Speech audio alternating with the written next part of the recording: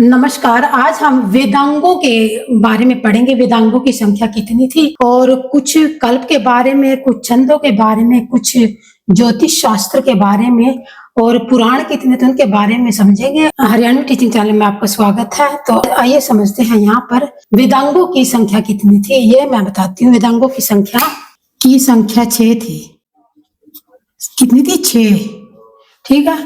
वेदांगों की संख्या 6 थी और शिक्षा कल्प में वैदिक स्वरों के शुद्ध उच्चारण के लिए शिक्षा का निर्माण हुआ था। शिक्षा कल्प व्याकरण, निरुक्त, छंद, ज्योतिष और पुराणों से संबंधित। ठीक है। अब यहाँ समझते हैं। सबसे पहले हम बात करते हैं शिक्षा कल्प के बारे में। कल्प किसको कहते हैं? सूत्र। ठीक है ना। कल्प का मतलब होता है सूत्र। ठीक है। कल्प का मतलब होता है सूत्र। इसमें विधि एवं नियमों का वर्णन किया गया था। किसका? शिक्षा कल्प में वैदिक स्वरों के शुद्ध उच्चारण के लिए शिक्षा का निर्माण किया गया था। क्या? वैदिक स्वरों के शुद्ध उच्चारण के लिए शिक्षा का निर्माण किया गया। शिक्षा में और कल्प में आता है। ये ऐसे कल्प यानी कि सूत्र हैं, इसमें विधि एवं नियमों का उल्लेख होता था कि किस प्रकार से विधि और नियम चलने वाले हैं, उनके बारे में वर्णन था। इसके बाद आती है व्याकरण।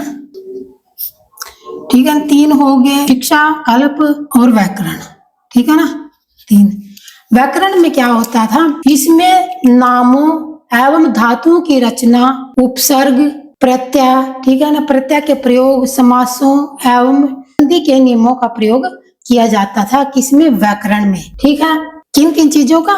इसमें धातुओं की रचना, उपसर्ग, ठीक है, प्रत्यय, समासों एवं संधि के नियमों का वर्णन किया जाता था व्याकरण के अंदर। चौथा कौन सा था? चौथा था निरुक्त। निरुक्त में क्या होता था? शब्दों की उत्पत्ति का शास्त्र था।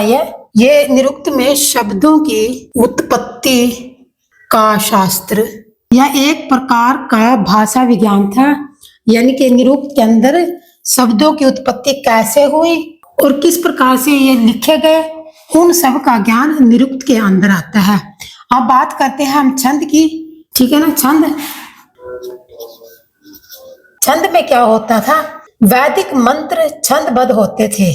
छंद शास्त्र में ग्रंथ छंद सूत्र कहलाते थे।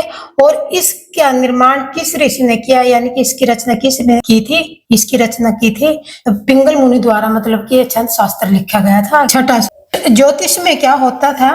ज्योतिष में 44 श्लोकों का 44 श्लोक लिखे हुए हैं और जिसने ये 44 शब्दों का प्रयोग किया, यानी 44 शब्द लिखे, उस मुनि का नाम लग्ध मुनि था।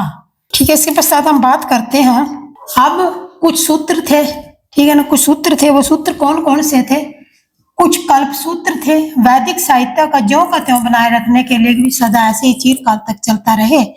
जो नियम और या जो विधियां बनाई गई थी उसी को कल्प कहते थे, यानी कि सूत्र कहते थे। ठीक है। अब ये कल्प थे ना, इसके 3 भाग थे।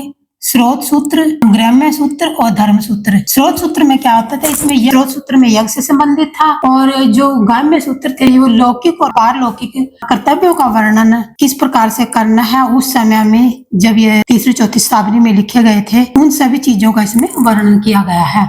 और धर्म सूत्र में धार्मिक, राजनीतिक, सांस्कृतिक, यानी कि उस समय में सामाजिक परिस्थिति कैसी रही, धार्मिक परिस्थिति कैसी थी, ये सब उस सूत्र में क्रमबद्ध लिखे गए। और इसके बाद हम बात करते हैं इनको लिखने वाले जो यत्र थे, इनको लिखने वाले थे आपस्तब मुनि, गौतम बोधयान मुनि और वशिष्ठ मुनि। और जो सबसे पुराने थे कवि थे वो गौतम बोधयान, ये सबसे पुराने थे। इसके बाद हम बात करते हैं पुराणों की। पुराणों का शाब्दिक अर्थ है प्राचीन आख्यान। पुराने आख्यान की संख्या कितनी थी? 18 थी। पुराणों के लेखक कौन थे? लोमहर्ष या उसका नाम उग्र सर्वा भी था। यह 4वीं से 5वीं शताब्दी तक ये लिखे गए थे। और अमरकोश में इसके 5 भाग बताए गए हैं। आगे फिर हम बात करते हैं कुछ और पुराण भी थे, जैसे मार्कंडेय, ब्रह्म, वायु, विष्णु, भागवत।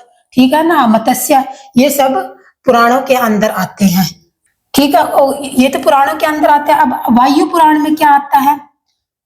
वायु पुराण में शुंग वंश और गुप्त वंश के पूरे जो भी उसके राजनीतिक, सांस्कृतिक, धार्मिक क्या क्या गतिविधियां उस समय रही है वो सब उसके अंदर आते हैं वायु पुराण में। शुंग वंश का और गुप्त वंश काल में, वो गुप्त वंश और शुंग वंश किस काल में हुए थे उसके बारे में। अब विष्णु पुराण में क्या आता है? उसमें मौर्य वंश, जो कालांतर में मौर्य वंश रहा था, उसकी राजनीतिक, सामाजिक, आर्थिक वही सभी परिस्थितियों के बारे में मौर्य वंश में आता है। मत्स्य पुराण में आंध्र सातवाहन वंशों के बारे में इसमें जानकारी हमें प्राप्त होती है। ठीक है, इसके बाद अग्नि पुराण। अग्नि पुराण में सेम ऐसे ही रहा, इसमें भी राजनीतिक, सामाजिक, सांस्कृतिक और उस समय की इसमें थोड़ा सा कृषि पर जोर दिया गया। अग्नि पुराण में कृषि पर जोर दिया गया और राजतंत्र के बारे में भी थोड़ी बहुत जानकारी, उस समय में राजतंत्र कैसा होता था उसके बारे में भी यहाँ पर जानकारी मिलती है।